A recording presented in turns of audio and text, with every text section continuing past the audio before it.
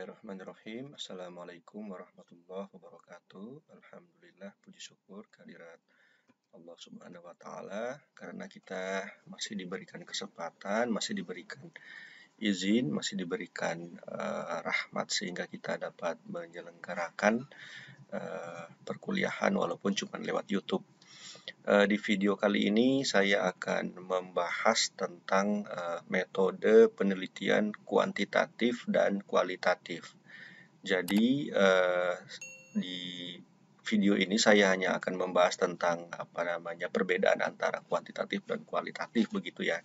Apa itu kuantitatif dan apa itu metode penelitian kualitatif. Jadi untuk lebih spesifik misalkan kriteria-kriteria atau kaidah-kaidah penelitian kuantitatif dan kualitatif nanti saya akan membahasnya dalam video-video berikut. Jadi pada kesempatan kali ini saya hanya akan mendiskusikan atau membahas tentang apa itu penelitian kuantitatif dan apa itu penelitian kualitatif. Yang pertama, penelitian kuantitatif. Jadi penelitian kuantitatif ini adalah penelitian yang sudah cukup lama digunakan seperti itu. Jadi penelitian ini juga disebut sebagai penelitian positivistik ya. Jadi karena penelitian ini adalah penelitian yang menganut filsafat positivistik seperti itu, maka penelitian ini juga disebut sebagai penelitian positivistik. Artinya penelitian yang berangkat dari pandangan bahwa realitas atau gejala atau fenomena itu dapat diklasifikasikan. Lalu kemudian realitas itu dianggap sebagai realitas yang tetap. Lalu konkret, dapat diukur, teramati, dan hubungan gejalanya itu bersifat sebab akibat gitu. Misalkan kalau di dalam lembaga pendidikan itu kita meneliti soal motivasi guru misalnya. Nah, motivasi guru itu kalau dalam penelitian kuantitatif itu bisa diamati misalnya atau bisa diukur melalui variabel-variabel tertentu misalnya kompensasi misalnya seperti itu. Jadi makanya di penelitian kuantitatif kita bisa melihat atau bisa mengukur motivasi guru itu berdasarkan variabel-variabel tertentu misalnya kompensasi, atau kita meneliti misalnya pengaruh kompensasi atau peningkatan atau pemberian imbalan jasa seperti itu terhadap kinerja guru atau motivasi kerja guru seperti itu. Nah, itu artinya di penelitian kuantitatif itu realitas itu bisa dihitung atau bisa diukur atau bisa diamati gitu. Nah, lalu yang berikut, proses penelitian di penelitian kuantitatif itu umumnya itu dilakukan pada populasi atau sampel tertentu yang representatif. Jadi misalnya dalam penelitian kuantitatif itu pada umumnya itu meneliti satu populasi gitu ya, misalkan ada populasi 1.000 orang misalkan. Nah, maka yang diambil sampel itu ada beberapa pendapat ya yang mengatakan sampel yang diambil itu ada yang 25%, ada yang 30%, ada yang malah 40%. Nanti kita akan mendiskusikannya. Nah, sampel ini bisa mewakili populasi yang ada gitu. Jadi misalnya penelitiannya itu di dalam dalam penelitian itu populasi penelitian itu di dalam satu kelas misalnya, dan satu kelas itu berjumlah 100 orang. Nah, kita bisa mengambil sampel dari 100 orang itu sebanyak 25 orang atau 30 orang misalnya seperti itu. Nanti 25 orang ini atau 30 orang ini bisa mewakili seluruh populasi yang ada di kelas itu, misalkan 100 orang itu seperti itu. Jadi sampel ini diambil secara random atau acak. Nanti untuk lebih dalam, nanti dalam kesempatan yang lain kita akan mendiskusikan soal teknik-teknik pengambilan sampel dalam populasi itu dalam penelitian kuantitatif. Penelitian kuantitatif ini umumnya bersifat deduktif. Artinya rumusan masalah itu kemudian dirumuskan teori gitu ya. Dan nanti teori itu akan menjadi satu hipotesis, misalnya seperti itu. Jadi misalnya hubungan seperti yang saya katakan tadi, hubungan antara kinerja guru dengan kompensasi, pemberian kompensasi atau gaji gitu, atau pemberian imbalan jasa dengan kinerja guru. Nah, nanti dalam rumusan masalah itu, dalam satu rumusan masalah, misalkan bagaimana atau apakah hubungan hubungan apa atau apakah kinerja guru itu betul-betul ada hubungannya gitu dengan pemberian kompensasi seperti itu atau pemberian imbalan jasa. Nah, maka nanti akan dibuat satu hipotesis. Nah, itulah yang dimaksud penelitian yang bersifat deduktif. Jadi hipotesis penelitian yang kemudian dirumuskan di dalam penelitian kuantitatif itu nanti yang akan dihitung atau nanti akan diteliti apakah betul hipotesis yang telah dibuat itu atau tidak, seperti itu. Nanti ke depan kita akan mendiskusikannya secara lengkap. Jadi ada hipotesisnya kalau penelitian kuantitatif itu. Jadi hipotesis itu adalah jawaban sementara gitu ya. Jadi untuk sementara misalnya peneliti beranggapan bahwa terdapat hubungan antara motivasi kerja guru dan kompensasi seperti itu. Ya, pembiayaan. Lalu yang berikut, data yang terkumpul itu kalau dalam penelitian kuantitatif itu dianalisis secara statistik, gitu ya. Kalau sekarang ini ada aplikasi namanya SPSS. SPSS itu juga ada banyak versi. Itu juga dapat digunakan untuk sebagai aplikasi atau sebagai instrumen gitu ya untuk mengolah data gitu, mengolah data atau menganalisis data secara statistik gitu ya. Jadi data-data yang didapatkan lewat angket misalkan atau melalui pengumpulan data di lapangan misalnya, itu kemudian dihitung lewat statistik atau dianalisis secara statistik seperti itu. Nah, lalu yang berikutnya penelitian kuantitatif ini sifatnya menguji teori ya. Jadi apakah seperti yang saya katakan sebelumnya tadi, hipotesis itu sebenarnya adalah teori sementara sebenarnya. Jadi bahwa terdapat hubungan misalnya dengan motivasi dengan kinerja guru antara pembiayaan misalnya antara pemberian imbalan jasa atau kompensasi dengan kinerja guru itu dalam hipotesis. Nah, apakah hipotesis itu benar atau tidak itu diuji lewat data gitu. Nah, itu dalam penelitian kuantitatif. Jadi data ini dia membuktikan atau dia nanti akan menjawab hipotesis gitu. Apakah hipotesis ini bisa terbukti atau tidak seperti itu. Nah, itu dalam penelitian kuantitatif. Nah, lalu kita beralih kepada penelitian kuantitatif. Nah, penelitian kualitatif. Penelitian kualitatif ini juga itu dilakukan pada kondisi yang alamiah ya. Jadi penelitian kualitatif ini juga sering disebut sebagai penelitian naturalistik. Jadi penelitian naturalistik ini artinya dilakukan pada kondisi yang alamiah atau natural setting. Artinya pada kondisi yang apa adanya gitu. Nah, jadi penelitian kualitatif ini salah satu perbedaannya itu adalah kalau penelitian kuantitatif tadi penelitian itu dirancang dari awal, tapi kalau penelitian kualitatif itu biasanya peneliti itu kemudian melihat datanya itu ketika atau mengambil data atau mengumpulkan data penelitian atau bahkan menyusun penelitian dari awal itu ketika sudah berada di lapangan seperti itu. Karena penelitian kualitatif ini itu difokuskan pada penelitian yang alamiah atau melihat realitas itu seperti apa adanya gitu. Itu juga disebut sebagai penelitian naturalistik. Nah, kalau tadi penelitian kuantitatif disebut penelitian positivistik, ini penelitian kualitatif itu disebut penelitian post-positivistik. Artinya post-positivistik ini bersifat interpretatif, kompleks, dan dinamis. Nah, jadi bisa jadi apa yang dirancang di awal seperti itu ya, di rumusan masalah misalnya itu jadi berbeda ketika kita turun di lapangan. Nah, inilah yang dimaksud dengan dinamis seperti itu atau kompleks, masalah yang kompleks. Nah, jadi misalnya kita meneliti tentang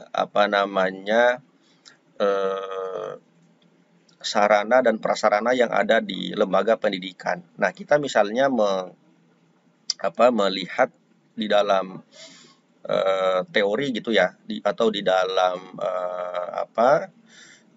undang-undang sarana prasarana kita melihat di situ sarana dan prasarana itu sangat ideal atau sangat lengkap ya yang harus dipenuhi oleh sekolah. Akan tetapi ketika kita terjun di lapangan ternyata tidak seperti apa yang dicantumkan di dalam undang-undang sarana prasarana misalnya, atau bahkan tidak seperti apa yang kita baca di teori. Nah, inilah yang dimaksud sebagai penelitian yang bersifat kompleks gitu. Jadi tidak selamanya apa yang kita bayangkan di awal itu kemudian sama dengan ketika kita terjun di lapangan gitu. Nah, maka penelitian kualitatif ini juga bersifat dinamis gitu ya, bersifat kompleks. Jadi bisa saja apa yang kita bayangkan di awal-awal, misalkan kita membuat proposal penelitian, itu berbeda ketika kita turun di lapangan, seperti itu. Nah, lalu yang berikutnya penelitian itu penelitian kualitatif dilakukan pada objek yang alamiah. Jadi maksudnya tidak ada kesan dibuat-buat gitu ya. Jadi apa yang nampak atau apa yang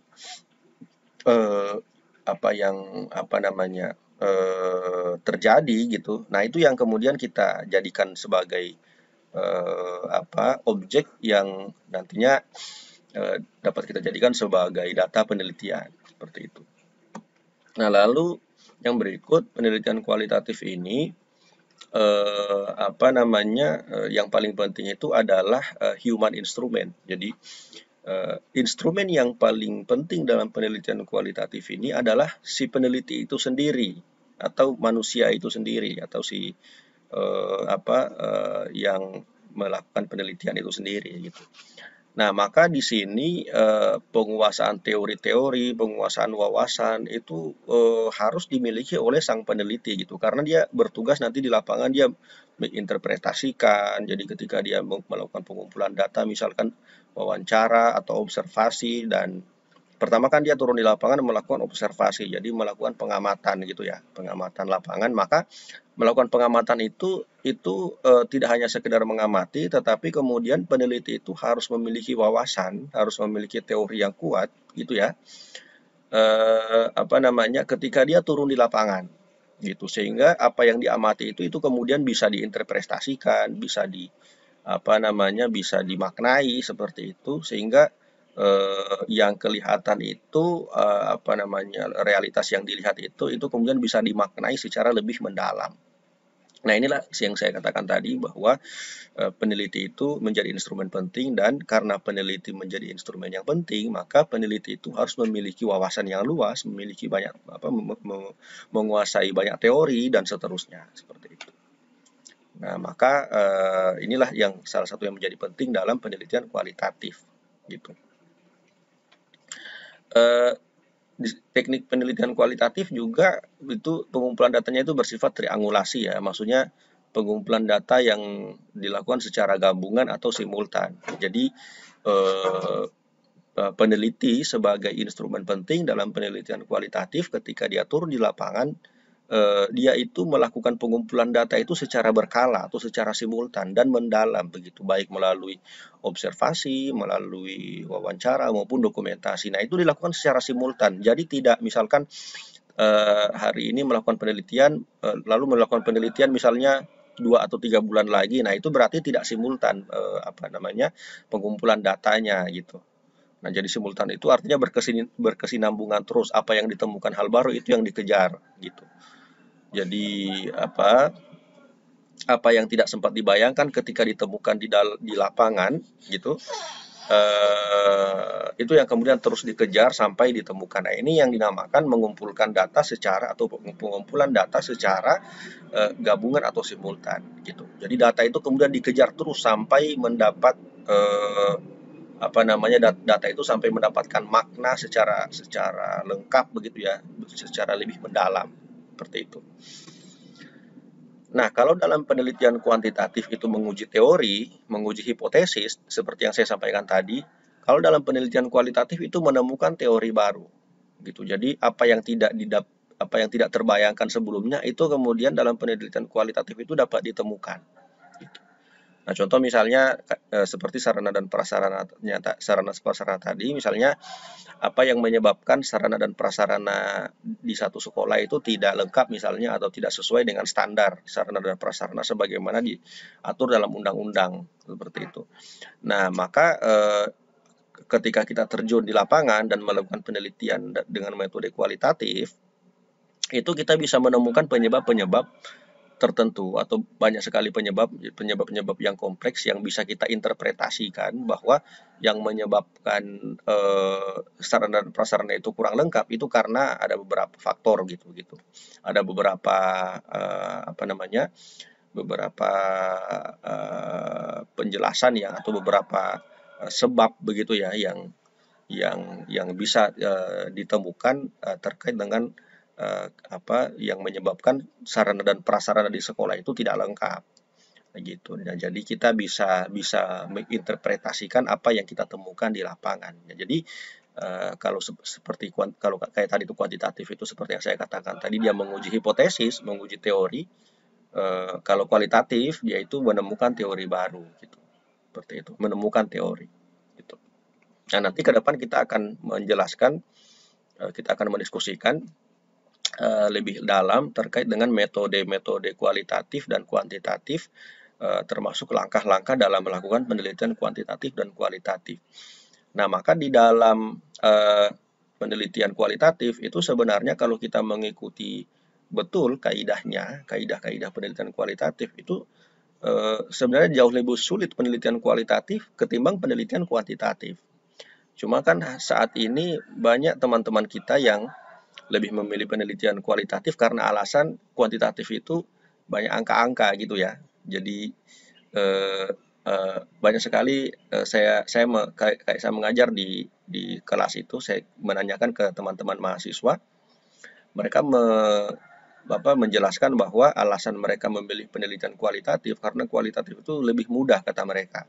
Lebih mudah ini dalam arti tidak tidak di apa namanya tidak ada angka-angka di sana dan apa lebih mudah untuk melakukan pengumpulan data. Padahal sebenarnya jauh lebih mudah kalau saya lihat kalau misalkan kita mengikuti kaidah penelitian itu jauh lebih mudah penelitian kuantitatif karena kuantitatif itu hanya menguji apa yang ada di dalam hipotesis atau apa yang dihipotesiskan dalam satu penelitian gitu dalam satu rumusan masalah kemudian terjadi hipotesis ada hipotesis gitu ya, lalu kemudian diujilah hipotesis itu. Jadi tugasnya untuk menguji itu. Nah, tapi kalau kualitatif itu jauh lebih dalam lagi karena dia harus menginterpretasi, dia harus memaknai, si peneliti itu harus memiliki wawasan yang luas, harus memiliki penguasaan teori yang kompleks dan seterusnya. Dan untuk melakukan pengumpulan data misalkan secara gabungan atau simultan ini butuh waktu yang sangat lama seperti itu.